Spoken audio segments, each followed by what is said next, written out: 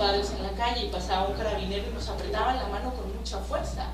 Nunca nos explicaron de qué se trataba, pero nosotros sentíamos el temor, nosotros sentíamos el dolor de ellos, pero no teníamos elementos con que darles explicación.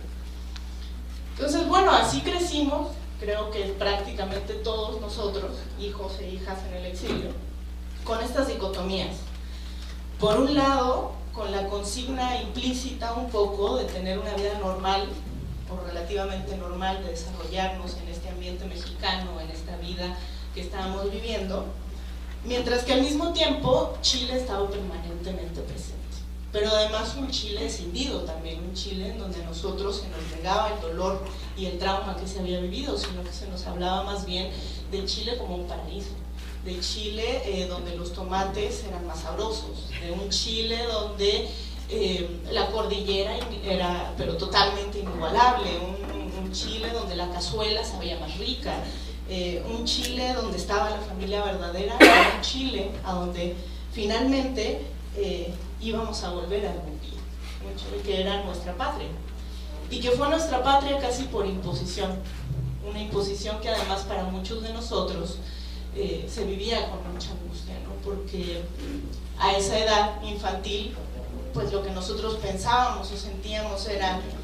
que si tus amigos de ahora realmente no eran tus amigos, y que si el país en el que habías nacido y crecido no era tu país, y si las costumbres en donde te habías desarrollado y que habías hecho toda la vida tampoco eran tus costumbres, entonces ¿qué era lo real? ¿Qué era lo tuyo? ¿Qué era lo propio? Y te dejaban en un estado pero de total limbo, que además a esa edad no tenías elementos para poder resolver o elaborar de alguna manera. Y pues así crecimos en este clima extraño, un poco escindido, un tanto esquizofrénico a veces, y tiendo a creer, incluso el día de hoy, que muchos de nuestros padres o muchos de estos personajes del mundo adulto en esos momentos no han tomado 100% conciencia aún del despelote que nos crearon en la cabeza a los hijos y del desarraigo inherente con el que tuvimos que crecer. Porque siempre vivíamos con la maleta lista y siempre vivíamos con esta idea de que por fin nos íbamos a ir pronto a este otro lugar que sí era el nuestro. Creo que a muchos de nosotros también nos costó largas horas de terapia y de muchas otras cosas poder comprender que esto no era tampoco culpa de nuestros padres, sino que era una más de las secuelas de la dictadura y que ha sido tan poco entendida incluso en nuestros días. Para quienes crecieron en México toda su vida, tal vez la historia fue distinta. Para incluso los hijos de chilenos que se quedaron en México, tal vez la introducción a esto vivido fue distinto. En mi caso, creo que finalmente la presión funcionó y en mi adolescencia efectivamente me mudé a Chile. Está de más explicar todas las circunstancias, pero simplemente decir que creo que ahí es donde empezó esta segunda etapa. En esta primera, entonces, lo que a mí me queda claro el día de hoy es que creo que todos estábamos en un shock silenciado, en un shock en donde no se podía poner palabras a lo que estaba sucediendo, en donde nosotros no nos explicábamos qué pasaba y donde creo que nuestros padres tampoco se explicaban mucho qué es lo que estaba pasando. En esta segunda etapa, pues me mudo a Chile, creo que buscando este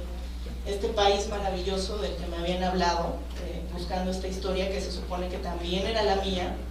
aunque a esa edad del mundo adulto todavía no me daba permiso de ingresar a esa historia. Sí me metía, pero no me daba permiso.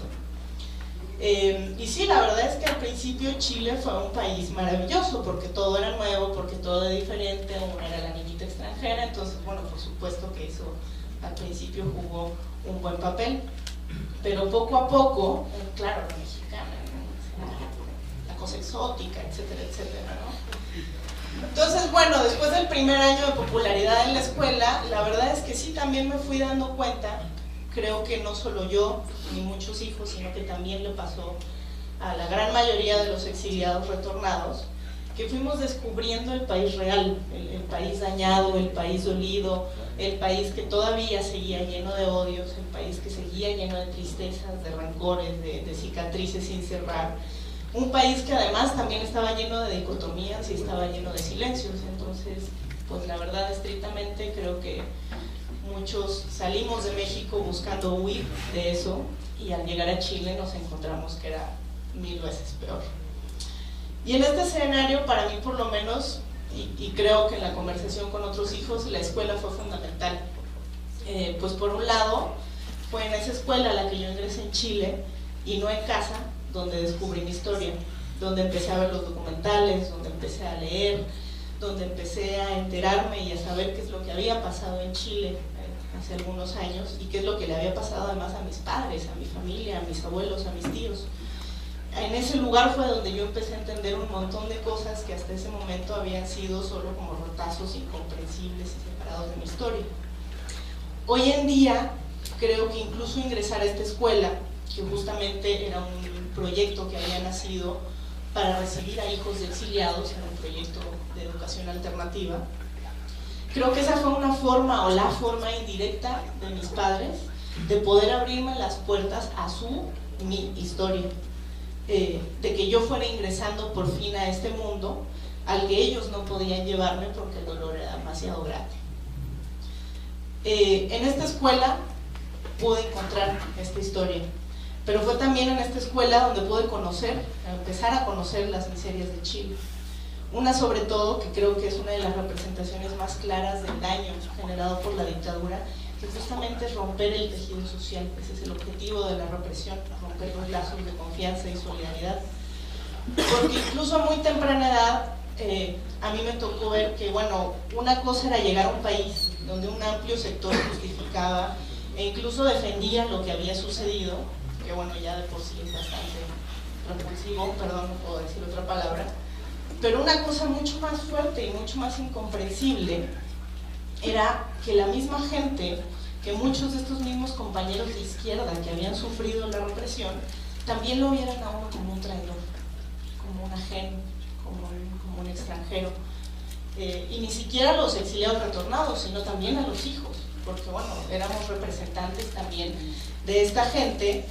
que había vivido el exilio dorado, porque incluso hoy en Chile y en muchas partes el exilio no se entiende como una forma más de represión, sino que se ve como una vía de escape un tanto cobarde, se ve como una forma de salvarse a uno mismo, de huir,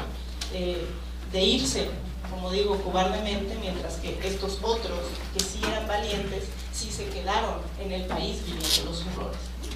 Entonces nos miraban a nosotros con mucha desconfianza, con mucho recelo y con mucha rabia también, porque sí pensaban que para nosotros la vida había sido pues bastante fácil y bastante tranquila en el exilio. Y esta invalidación de nuestro dolor, de nuestras vivencias, de las dificultades que se vivieron en los países de exilio, fue un golpe doble para nosotros hijos y para los padres. Porque entonces, aún habiendo sufrido,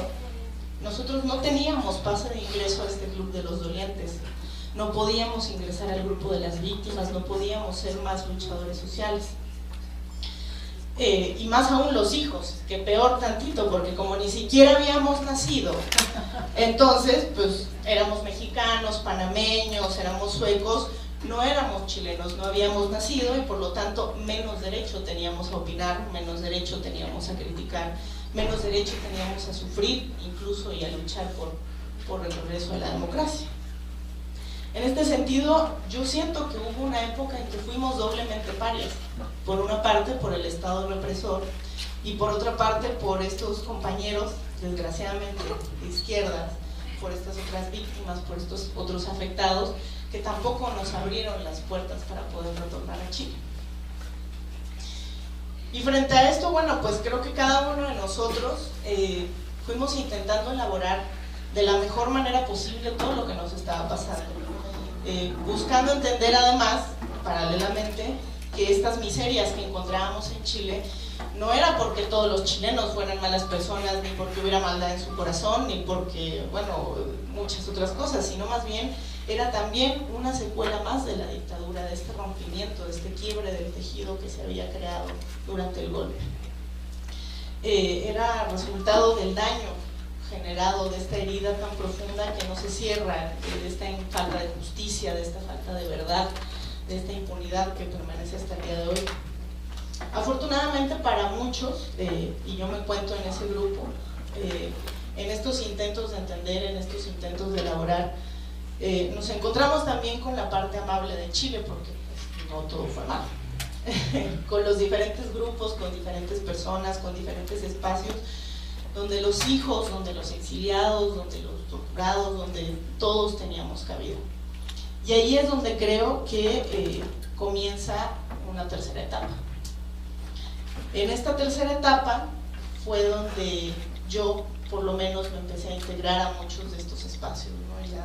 terminada la adolescencia, espero, ya en la universidad, ya participando de muchos grupos, de muchos colectivos en Chile, fue ahí donde aprendí, creo, las cosas más importantes de mi vida, donde conocí a quienes hoy forman parte de mi familia, y no solo la familia de sangre que se recuperó en el retorno a Chile, sino que esta familia por elección, la de las marchas, la de los colectivos, la de los grupos de víctimas, la de los grupos de derechos humanos, en donde no era necesario explicar, no era necesario justificar la propia historia, no era necesario explicar los propios dolores o las propias rabias, porque todo el mundo entendía, todo el mundo sentía tu mismo dolor, todo el mundo compartía tu rabia, pero también todo el mundo compartía tu búsqueda de justicia y tu necesidad de continuar la lucha. Creo que esa es la verdadera familia que permanece en Chile y que se ha ido encontrando en otros países, ¿no? Y es una de las grandes ganancias de esta etapa. Por una parte fue de la mano de estas personas que pude ir armando y entendiendo mi historia en el encuentro con otros y otras convivencias y emociones tan parecidas que a veces incluso daba miedo, pero que por otra parte también te aligeraba muchísimo la carga en no tener que explicar ni justificar nada. Y la otra parte pues fue la psicología, fue esta profesión que elegí, y lo digo sin pena, no para entender al ser humano, ni la mentalidad, ni ayudar a las personas, sino que en un principio para entenderme a mí, para entender a mi familia y para entender todo esto que estaba pasando, que la verdad yo no tenía ni cómo manejar. Entonces, pues creo que efectivamente me ayudó, ¿no? Me ayudó a entender un montón de cosas. En estos dos espacios fue donde pude encontrar los elementos para armar el rompecabezas, para darle sentido a tantas cosas que durante muchísimos años fueron incomprensibles para mí, y pude empezar incluso a encontrarme a mí misma, pero más aún a posicionarme frente a esta historia que era también mi historia, pero separando lo que era propio de mis padres, lo que era propio de este mundo adulto, de este mundo que había vivido directamente el golpe y la dictadura, y que en el fondo, no por una mala intención, pero que sí nos fue, no diría transmitido, sino que incluso importado a nuestras vidas casi tal cual, sin ninguna modificación, y que tuvimos que vivirlo durante muchos años, ¿no? Viviendo como si nosotros hubiéramos vivido el golpe, como si nosotros hubiéramos vivido la tortura. Entonces, en estos espacios fue donde yo logré separar esto de lo que era realmente mío.